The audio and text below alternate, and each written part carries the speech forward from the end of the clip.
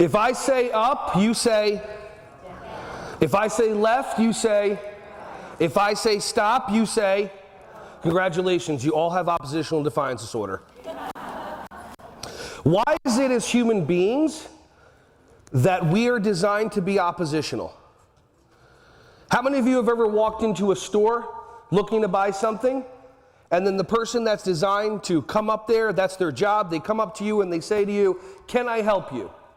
And your response is, "No, thank you." And as they walk away, you're like, "Why did I just do that?" And then what you do is you spend the rest of the time trying to find what you're looking for. You'll ask any other sales associate, and then all of a sudden, if the sales associate that came up to you to ask you for help looks over to you, you're like ducking out of the way, you're trying to move, you're like, "Oh, there's..."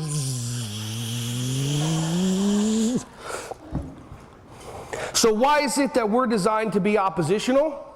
Try on, that's how you are in life. Try on, it's just something that happens. Now, when I say try on, I'm talking about a couple of different things. How many of you go shopping? Raise your hands. There you go. All right, now you're awake. I'll talk about shopping. Awesome. So imagine you go shopping and you get your first article of clothing and you look at the price.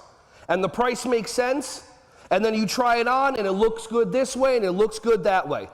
How long does it take you to choose to purchase it? How many of you instantaneously go, "This works for the price, this works for it fits," I instantaneously choose it? Awesome. Next article of clothing, you try it on. It's a little bit snug. And then you look in the mirror this way and that way and you're like, "I didn't see that bump before." How long does it take you to decide you're not going to get it? Instantaneously, for some people. Both times, you had to do what to really be able to make an educated choice as to if you were going to get it or not? You had to do what? Try it on. So that's all I'm asking you to do for the next hour. We're going to talk about a journey going into your mind and understanding how the mind works and how it affects you. And my invitation to you is just try on what we're going to talk about and notice that voice in your head. Yeah, that one right there. The voice in the head that talks to you all the time. The voice in your head that the second the lights came on went, "What the beep is going on?" The voice in your head that constantly judges you. The one that criticizes you. Do you know what voice I'm talking about? Is it going right now constantly? So that voice in your head, people have been taught, is the reality. And there's two worlds. There's the world of our mind, which is the matrix, not our brain, but our mind, and what we think is real. Scientists don't even know exactly where the mind is. When you go to sleep, you dream, your mind goes somewhere. And then I'm talking about reality. Reality exists in this room right now and stops at that door. The world of the mind is also the world of political correctness. I can never do anything politically correct.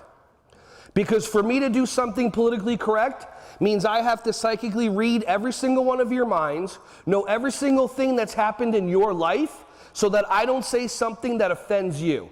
Would you say that's pretty much the idea? But how many, is that anywhere near remotely possible? It's possible? It's possible for me to psychically read your mind, know every single thing that's happened? Okay, no, she's like, no, okay. Nancy. But we live like that. We live that what we think in our mind is how reality should be.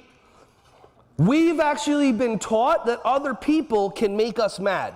We've been taught that other people can get us upset. How many people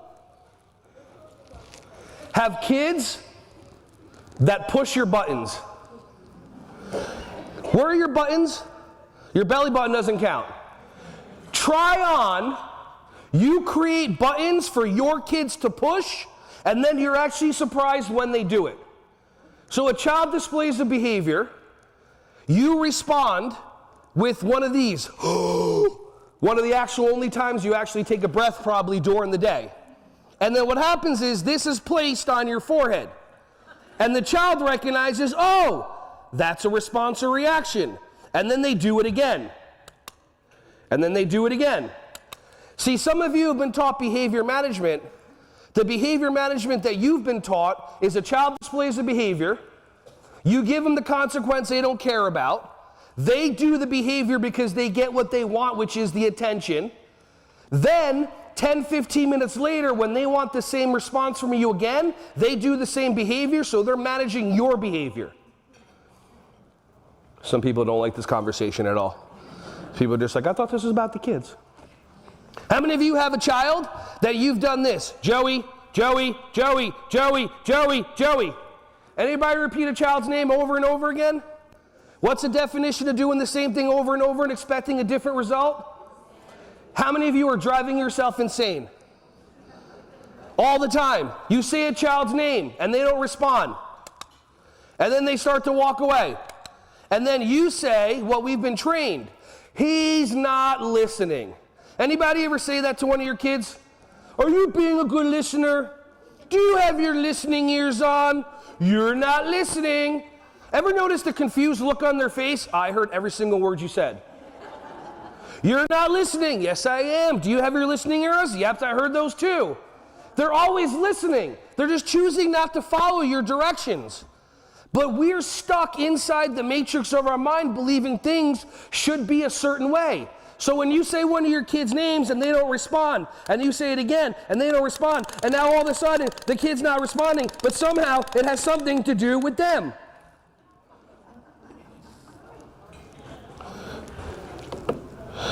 Now I have a little GoPro camera that I like to kind of hand out.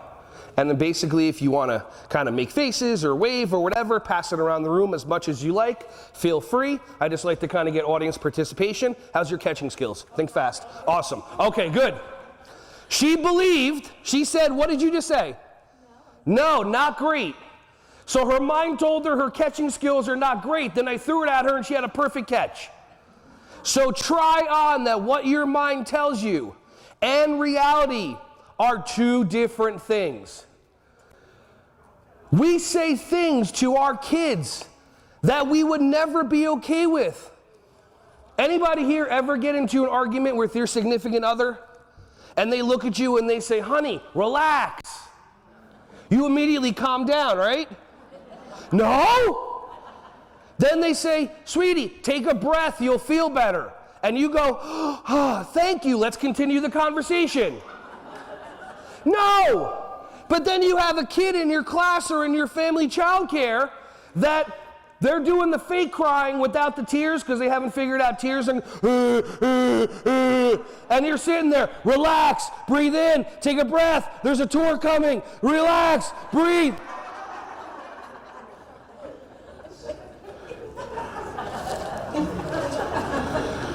You get what you get. Now go out to dinner tonight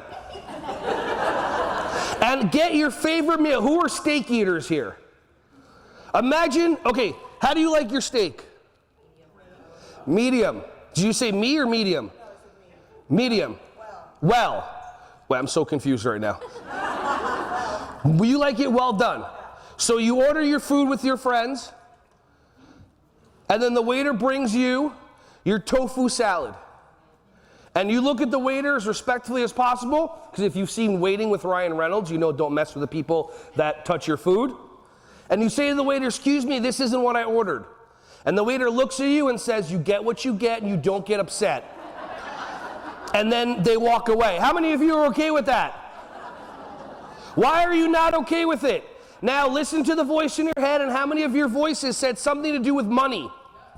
Yep. Don't the kids, I know the kids don't pay directly, but don't the parents? Aren't the kids your customers? So why is it okay for you to say that? Was that a good choice? Was that a good choice? Are you making good choices? And the kid looks around the room. There's 20 kids doing what they're supposed to be doing, getting no attention from you. And he's doing the opposite, and he has all the attention. Yeah, that's a good choice. See, we're so stuck